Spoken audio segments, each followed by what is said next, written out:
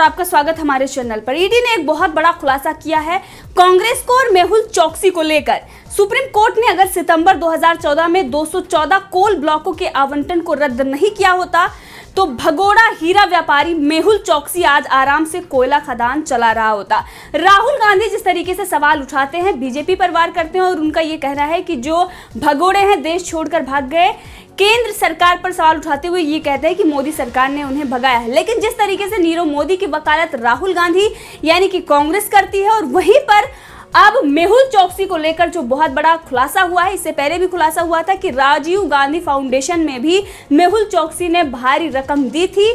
और अब 2014 का जो कोयला आवंटन था उसको लेकर भी ईडी ने बहुत बड़ा खुलासा किया और ये कहा कि सुप्रीम कोर्ट ने अगर वो रद्द नहीं किया होता तो आज किस तरीके से मेहुल चोकसी जैसे भगोड़े आराम से यहाँ पर काम कर रहे होते। और जिस तरीके से हमने देखा, चाहे वो अहमद पटेल हो या पी चिदम्बरम हो, तमाम तरीके के ऐसे लोग हैं जो इस वक्त भी कांग्रेस में है और मेहुल चोकसी भी, इसमें कोई शक की बात नहीं है कि वो कांग्रेस में ही बैठे होते और ये कहते कि हमारे ऊपर अगर आरोप है तो सिद्ध करके दिखाइए और दूसरी तरफ से बदले की कार्रवाई करके सरकार पर ही सवाल उठाते। और अगर कोई भी गिरफ्तारी करने जाता तो ये कहा जाता कि इस वक्त सरकार बीजेपी की है और इसलिए बीजेपी बदले की कार्रवाई कर रही है और अपने मंसूबों को कामयाब करने के लिए इस तरीके की कार्रवाई कर रही है। लेकिन अब जो ये बड़े बड़े खुलासे हो रहे हैं, इससे राहुल गांधी भी सवालों के कटघरे में खड़े होते हैं क्योंकि इससे पहले ही राहुल गांधी ने 19 जुलाई को एक ट्वीट किया था। उसमें उन्होंने लिखा था कि 2426 कंपनियों ने लोगों की बचत के 1,47,000 करोड़ रुपए बैंकों से लूट लिए। क्या ये सरकार इस लूट की हकीकत करके दोषियों को सजा देगी? क्या इन्हें भी नीरव और ललित मोदी जैसे फरार होने देगी? लेकिन नीरव मोदी की वकालत कांग्रेस के ही नेता कर रहे हैं और राहुल गांधी जनता को मूर्ख बनाने के लिए इस तरीके के ट्वीट करते हैं। और आज जो ये खुलासा ईडी ने किया है, इससे ये साफ हो गया है राहुल गांधी की मिलीभगत की वजह से इन भगोड़ों ने देश को छोड़ा है, क्योंकि यूपीए सरकार में अपने आप को सुरक्षित महसूस करते थे और जैसे ही बीजेपी की सरकार आई, इनको ये पता चल गया कि अब हमारी दाल गलने वाली नहीं है और इसीलिए उन्हें देश छोड़कर भागना पड़ा।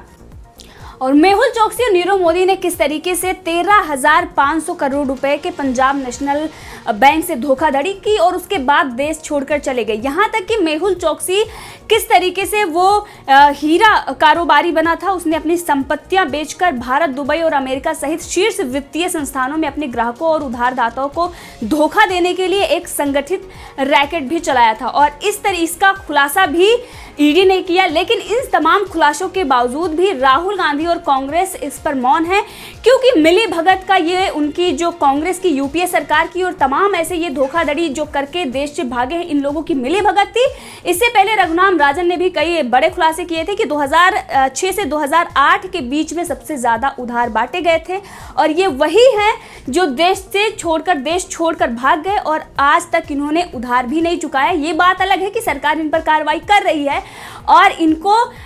जिन देशों में है वहां से आने के लिए मजबूर किया जा रहा है, लेकिन वहीं पर कांग्रेस किस तरीके से इनको बचाने में जुटी हुई है और दूसरी तरफ ये सवाल मोदी सरकार पर उठाती है। राहुल गांधी ने इससे पहले डिफॉल्टरों को लेकर तमाम तरीके के इन्होंने प्रोपेगेंडे फैलाए थे, लेकिन निर्मला सीतारमण ने सारे प्रोपेगेंडों को फेल कर दिया था। लेकिन राहुल गांधी जिस तरीके से आज सवाल उठाते हैं और जिस तरीके से कांग्रेस के और इन भगोड़ों की मिलीभगत सामने आती है, राहुल गांधी और पूरी कांग्रेस इससे सवालों के कटघरे में खड़ी होती है। राहुल गांधी ने एक और ट्वीट किया मोदी सरकार पर उन्होंने हमला करने के लिए, क्योंकि इससे पहले उन्होंने कई ऐसे हमले किए लेकिन दांव हमेशा उल्टा पड़ जाता है। इस बार भी ऐसा ही कुछ हुआ। उन्होंने लिखा कि कोरोना काल में सरकार की उपलब्धियां उन्होंने गिनाई। फरवरी में नमस्ते ट्रंप, मार्च में एमपी में सरकार गिराई, अप्रैल में मोमबत्ती जलवाई, मई में सरकार की 6वीं सालगिरह, जून में बिहार में वर्चुअल रैली और जुलाई में राजस्थान गिराने की कोशिश। इसीलिए देश कोरोना की लड़ाई में आत्मनिर्भर है। लेकिन इसके बाद जिस तरीके से प्रकाश जावड़ेकर ने राहुल गांधी को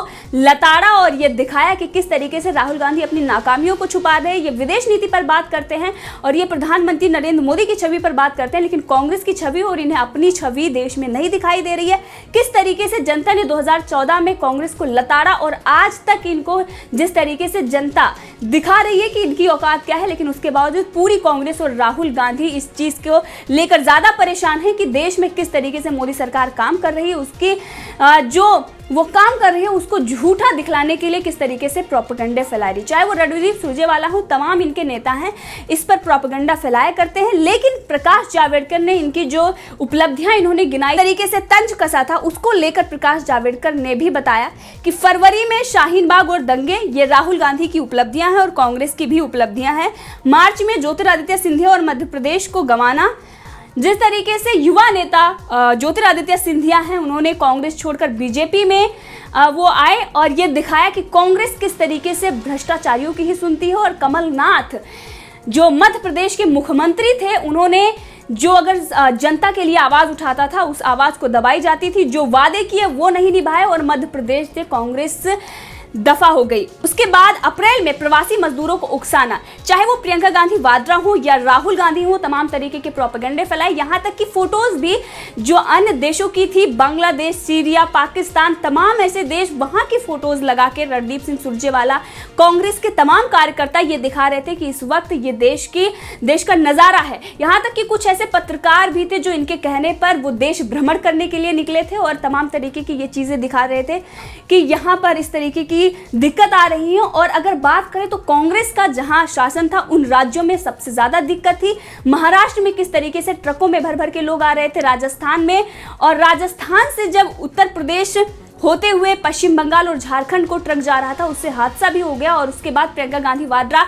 योगी सरकार पर वार कर रही थी, लेकिन उसके बाद जब सच्चाई सामने आई और इनका प्रोपेगेंडा फेल हो गया तो प्रियंका गांधी वाड्रा ने दूसरा नाटक शुरू कर दिया। लेकिन राहुल गांधी ने जिस तरीके से प्रवासी मजदूरों के बीच जाकर और दिखावे के लिए फोटो खिंचवाई और प्रवासी मजदूरों को उकसाया और ये कहा कि भयंकर स्थिति आने वाली है, आप यहाँ से जाइए, तमाम तरीके के कांग्रेस की तरफ से प्रोपेगेंडे फैलाए गए। किस तरीके से प्रवासी मजदूरों के लिए, चाहे वो योगी सरकार हो या फिर मोदी सरकार हो, उनके लिए काम कर रही है, जनता इस बात को देख रही है। वहीं पर मई की अगर उन्होंने जो बात कही, उन्होंने कहा कि कांग्रेस की ऐतिहासिक हार की 6ठी सालगिरह है। इसीलिए प्रकाश जावड़ेकर ने कहा कि मई में कांग्रेस की ऐतिहासिक हार की 6ठी सालगिरह, यानी कि उन्होंने ये दिखाया कि जनता ने किस तरह से आपको 6 साल पहले नकारा था। क्योंकि आज जिस तरीके से आप सवाल उठा रहे हैं, अपने जो कांग्रेस में बचे कुचे कुछ ऐसे नेता थे जिनको अशोक गहलोत नकारा और निकम्मा कह रहे हैं, लेकिन उसके बावजूद भी राहुल गांधी और तमाम ऐसे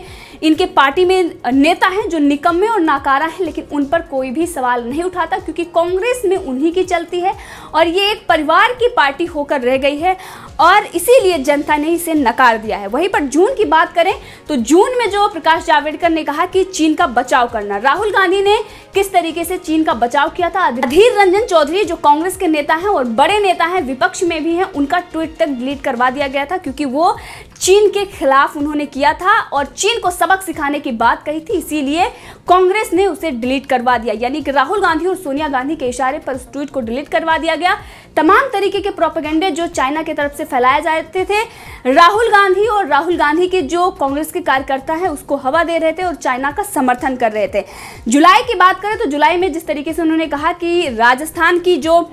इस वक्त सियासी घमासान राजस्थान में मचा हुआ है उसकी बात कही। राजस्थान में कांग्रेस पतन के कगार पर है, यानी कि सचिन पायलट ने जो बगावत कर दी है, सचिन पायलट के ही चेहरे पर कांग्रेस राजस्थान में जीती थी। सचिन पायलट ने मेहनत की, लेकिन अगर फल किसी को मिला तो अशोक गहलोत को, क्योंकि चाटुकारिता में पीएचडी कर चुके अशोक गहलोत को वो पद इसलिए दिया गया क्योंकि कांग्रेस के जो इशारे थे, जिस तरीके से अशोक गहलोत ने भी ये कहा था कि सचिन पायलट कांग्रेस के अध्यक्ष बनना चाहते थे लेकिन हमने साजिश को नाकाम कर दिया। ये राहुल गांधी से ज्यादा कोई डिजर्विंग है और अगर उस पद की चाह रखता है तो कांग्रेस उसे नहीं होने देना चाहती और इसीलिए अगर उसके खिलाफ कोई खड़ा होगा तो उसी को पद मिल जाएगा। यानी कि अशोक गहलोत ने जिस तरीके से बताया कि हमने साजिश नाकाम की और तभी से सचिन पायलट और अशोक गहलोत के बीच फूट पड़ गई थी और 1.5 साल से वो बातचीत भी नहीं कर रहे थे। यानी कि अब राजस्थान में सचिन पायलट के जाते ही अब इनकी सरकार भी टूटने के कगार पर है और दोबारा भी राजस्थान में इनकी सरकार नहीं आएगी क्योंकि जनता सचिन पायलट के साथ खड़ी है, ना कि कांग्रेस के साथ। और इसके बाद भी प्रकाश जावड़ेकर ने राहुल गांधी पर पलटवार करते हुए लिखा कि राहुल बाबा आप भारत की उपलब्धियां भी लिख लें जिसमें कोरोना के खिलाफ जंग जारी है, औसतन केस के मुकाबले में देश की बेहतर स्थिति है,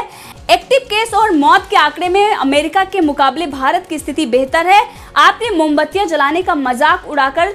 देश की जनता और कोरोना वॉरियर्स का मजाक उड़ाया है, क्योंकि प्रधानमंत्री नरेंद्र मोदी ने जिस तरीके से पूरे देश में आह्वान किया था एक जुटता दिखाने की, जो उन्होंने कि पूरा देश इस महामारी और इस संकट में एक साथ खड़ा हुआ है, और इसीलिए पूरे देश ने दीपक जलाकर कोरोना वॉरियर्स के लिए और ये दिखाया कि हम एक साथ हैं इस महामारी में। जिस तरीके से देश इस संकट से जूझ रहा है, उसके बावजूद भी कांग्रेस और राहुल गांधी लगातार इस चीज का मजाक उड़ा रहे थे, और इसीलिए प्रकाश जावड़ेकर ने इसका जिक्र किया, और इसके बाद राहुल गांधी का दांव फिर से उल्टा पड़ गया है। इस मुद्दे पर आप भी अपनी राय रख सकते हैं, कमेंट करके जरूर बताएं। अगर आपने अभी तक चैनल को सब्सक्राइब नहीं किया है तो कर लें, ताकि हर अपडेट आप तक पहुंचती रहे।